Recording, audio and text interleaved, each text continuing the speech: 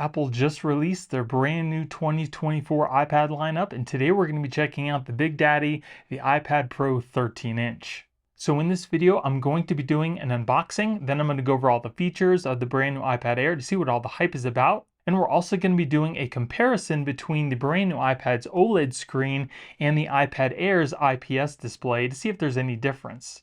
And if you're not already a subscriber, definitely make sure you subscribe because I will also be doing a best and worst screen protector video for the brand new iPad Pro 13-inch as well. And you're definitely not going to want to miss that. And I also have Apple's Pencil Pro, and we're going to be doing a comparison between that and ESR's Digital Pencil Pro to see what the differences are and if it's worth shelling out $130 for Apple's Pencil or to save a ton of money and just get ESRs.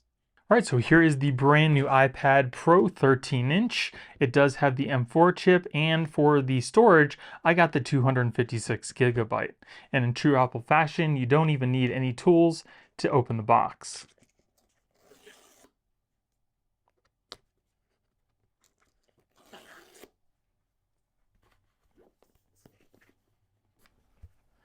So there is the iPad. Very nice, feels nice and solid. It does have some weight to it. Put that off to the side for just a second. Here we get some paperwork. And that is pretty much it. All this for 2 pieces of paper. What a waste. We also get a 20-watt power adapter that has USB Type-C. And we also get a braided black USB Type-C to USB Type-C cable. That's pretty nice. And that is pretty much it. All right, so let's take a look at the iPad itself.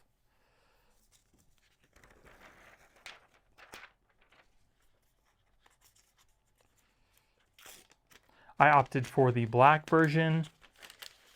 Very nice. So it does have a little bit of a weight to it. As you can see how thin that is. That is super thin. Now let's compare it to the iPad Air's thinness because the iPad Air was already super thin. And as you can see, it's even thinner than the Air. That is pretty amazing. And then compared to an iPhone 15, you can see that it's way thinner. So that is a pretty nice size. And if you want a size comparison between that and the 11-inch, that's about what you're looking at. It's definitely a significant difference. And as you can see, the bezels on the iPad Pro are actually a little thinner than the Air's. The screen, the border around the screen seems to be slightly thinner as well. On the side here, we have our 2 volume buttons. On the top, we have our 2 speakers and our power button. And the power button does not have a fingerprint reader like the old iPad Air did. Nothing on the side here. On the bottom, we have our USB Type-C and our 2 other speakers. And that USB-C is pushing the limits of how thin you can get. It almost comes right up to the edge of the USB Type-C there. That is super thin. On the back here, now the Apple logo in the back is supposed to be copper for heat dissipation for the M4 chip. We also have some connectors down at the bottom here for some accessories. And we also have our camera up at the top here. All right, so let's turn this on for the... Oh, it's actually already on. I don't even remember pushing in the power button. I guess it's maybe that sensitive. But we're at 93%.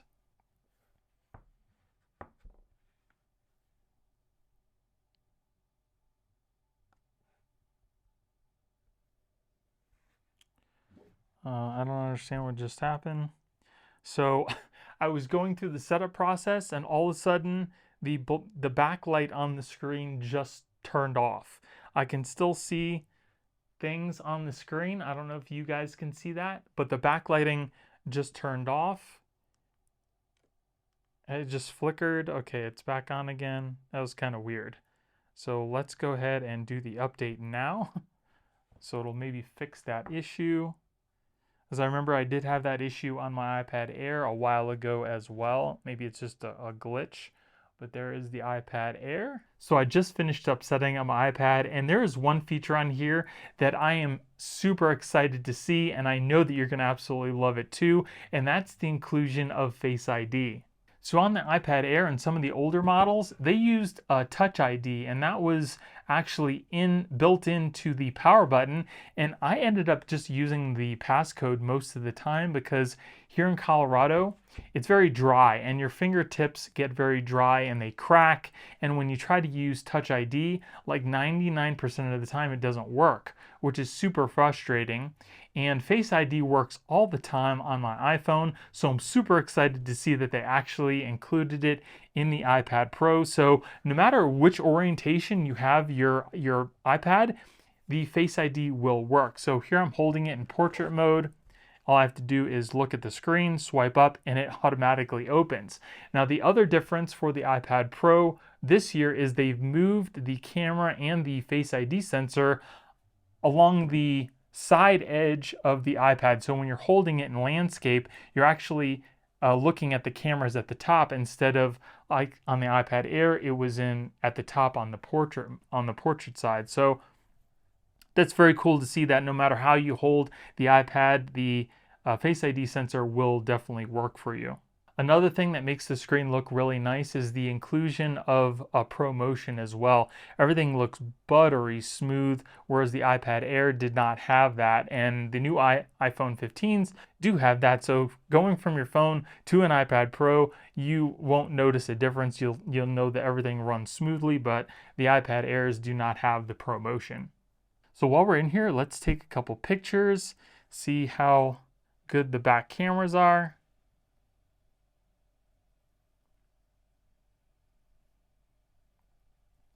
Take a look at me.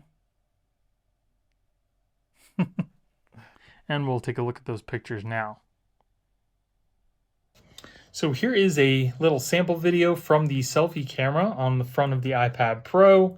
It does look a little bit grainy.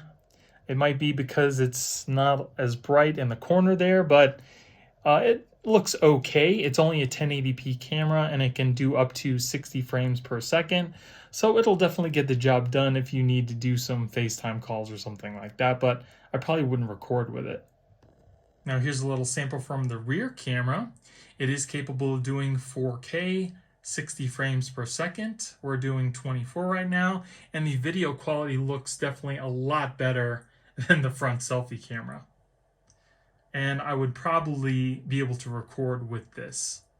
So even though this is a 13-inch model, you can see how thick the side bezels are still. It would be really nice to see those bezels slim down a lot and use up more screen real estate. But this is still a really nice size iPad. I don't think it's too big, especially because I have a Samsung S9 Ultra tab.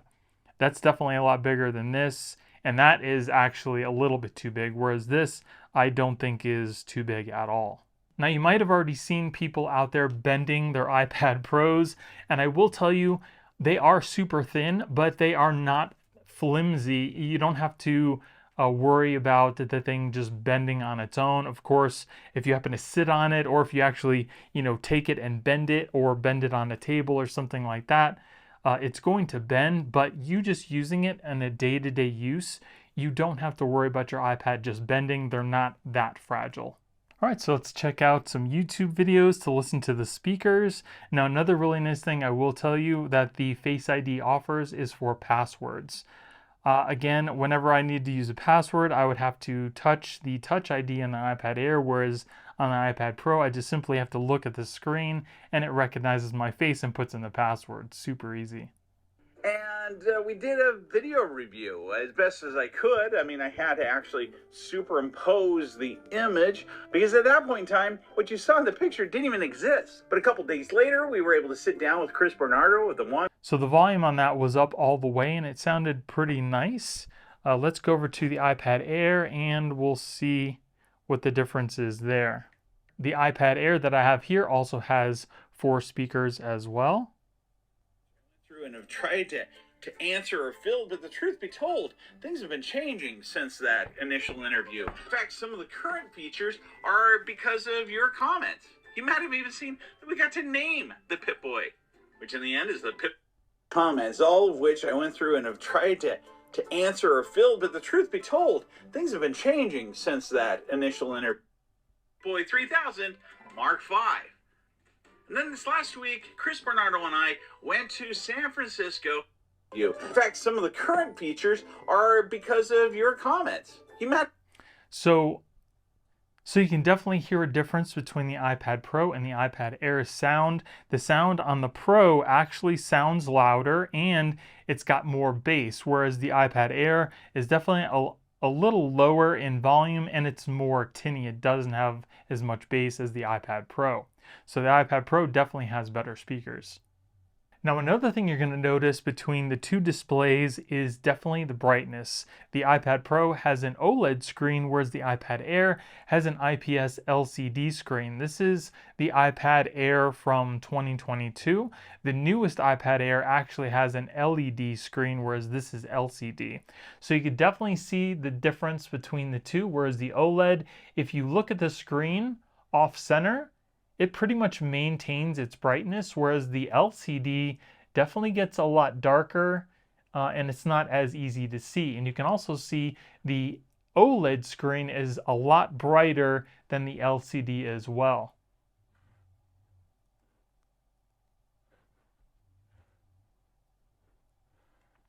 And both these screens are both up to its max brightness. So now I'm going to turn the lights off and we'll look at the screens in the dark and we'll see if there's any contrast or temperature differences. So both these iPads are up to its full brightness, and you definitely see that the iPad Pro on the right has a brighter screen than the iPad Air on the left. It doesn't seem super drastic, but when you again lift up the screen and kind of look at them from an angle, you can kind of see that the LCD gets a little dimmer, whereas the OLED pretty much stays just as bright as you were looking at it dead on.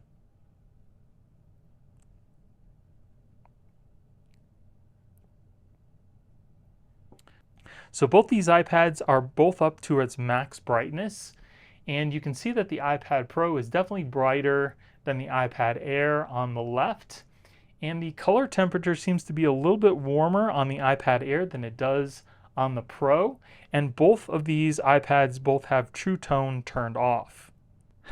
And I'll go into the settings right now just so you guys can see. Display. As you can see, the True Tone is turned off on the iPad Pro, and True Tone is also turned off on the iPad Air on the left as well. Now if we turn those on, we'll go back to our YouTube video. Now with True Tone, now the iPad Pro looks warmer than the iPad Air. I don't know if you guys can see that from this video, but again, in real life, the iPad Pro looks a lot warmer now with True Tone on, whereas the iPad Air looks cooler. You guys might be able to see it from the camera, but I can definitely tell the difference. So I think that the iPad Pro looks better with the True Tone turned off.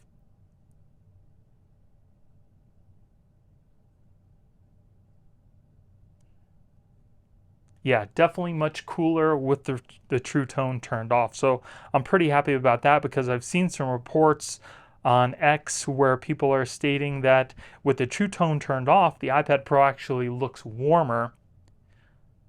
So the one that I at least got here does not. So I'm pretty happy about that. So now we're going to test out the contrast ratio difference between the iPad Pro's OLED screen and the iPad Air's LCD screen. And both of these screens are up to their full brightness. And I also have True Tone turned off on both of these screens. So I do have a pure black background that I'm going to turn on, and wait till you see how drastic the contrast ratio difference is. So here we are on the pure black screen. You can see here the OLED screen is totally black. It doesn't even matter what's on the screen. It's just completely black. Whereas the iPad Air here on the left side, you can see that there is like a grayish hue on the screen. So now I'm going to turn down the brightness on the iPad Air to a level that I would set it at in a totally dark environment, just to kind of see what kind of black levels we would get at that level. So I'd say about right there is where I would probably put the brightness in a totally dark room. And as you can see, there's still a slight kind of grayish tinge to the screen, even though it's totally black. Not horrible, but the OLED screen does so much better. It doesn't even care what you have on the screen. Full brightness, minimum brightness, it's still going to be nice inky blacks. All right, so now let's check out the Apple Pencil Pro.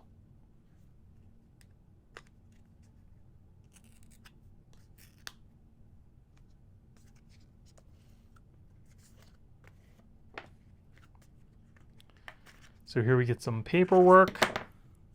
Apple Pencil just slid out. So that's it for the box. Here's the Apple Pencil.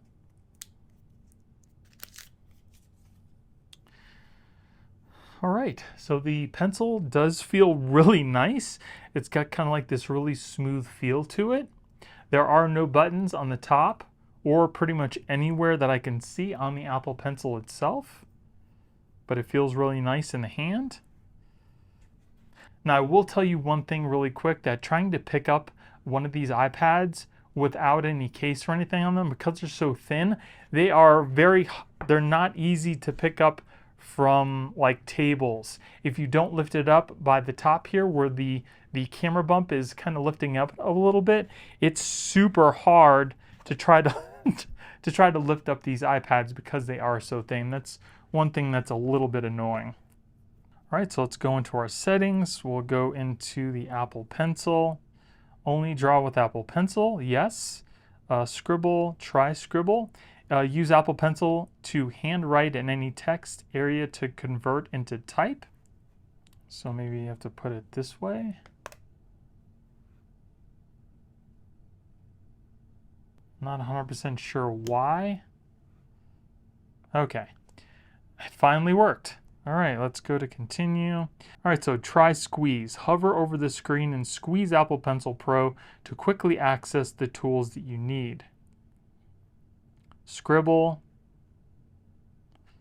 Let's take this off and try this out. Okay, so it actually starts to work now. So that's pretty cool. So let's hover over the screen and squeeze the... Oh, okay, that's pretty cool. So the pencil actually vibrated a little bit to kind of let you know that you've accessed something. Wow. And it doesn't matter where on the pencil. Like I squeezed it all the way up at the top here and it still vibrated. Yeah. Wow. So I guess as long as you're on that flat part, that's pretty cool. that is really neat. So that's definitely a new feature for the Apple Pencil. Scratch out a word to delete it. Select, draw a line over the word. Join.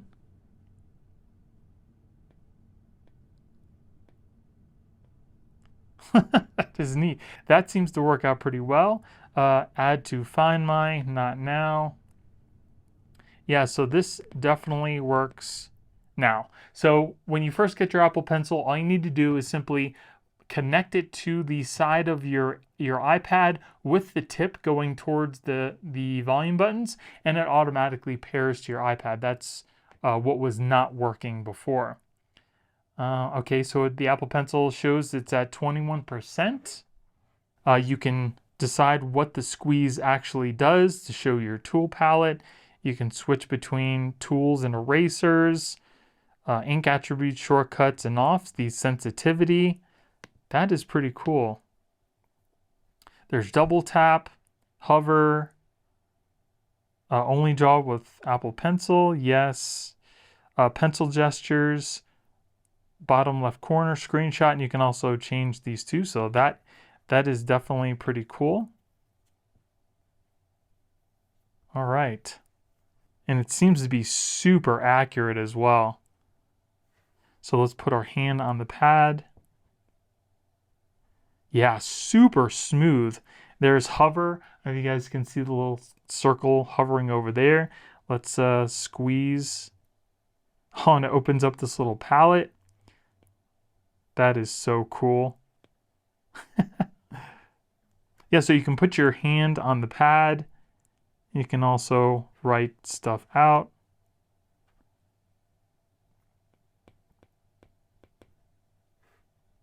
Yeah, so now it won't put anything I do into type. Man, if you love to draw or make 3D models, this is super cool. I really like this pencil. Highlighting. And has pressure too. You can do things really lightly. Again, and you can also do it on its side or its tip to make it thinner or thicker. And you can also press a little harder to make it darker. Wow, that is so cool.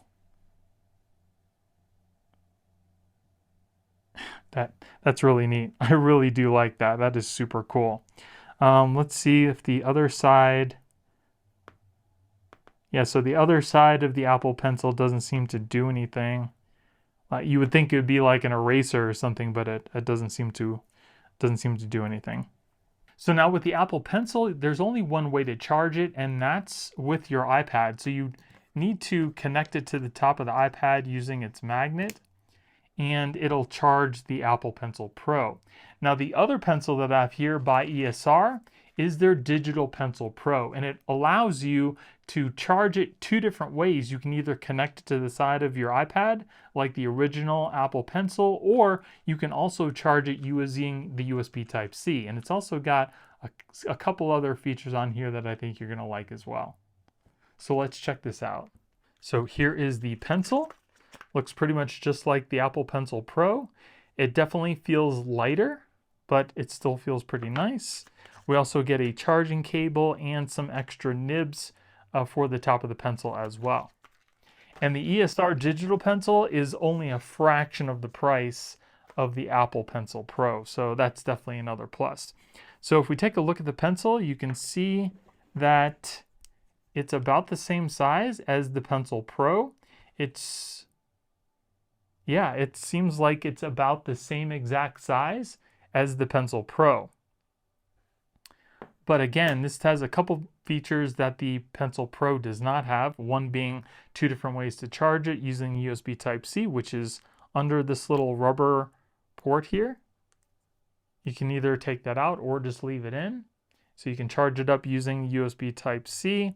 Now, one thing I do want to mention is the current version of ESR's Digital Pencil Pro does have the capability to be wirelessly charged through the iPad, but the wireless capability does not work with the brand new 2024 iPad Pro, which I have here.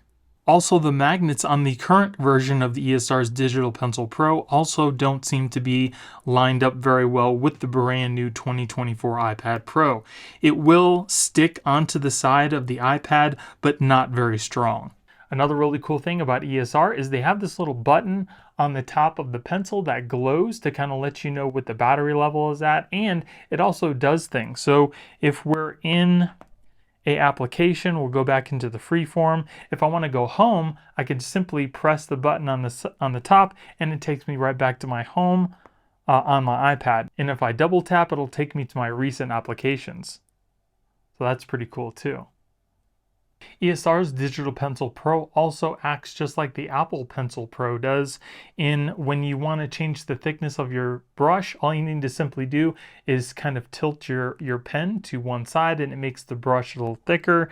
And that's demonstrated here by this highlighter. As you can see, it's drawing just a simple thick line. And if we change the angle of the pencil, it makes that line a lot thicker.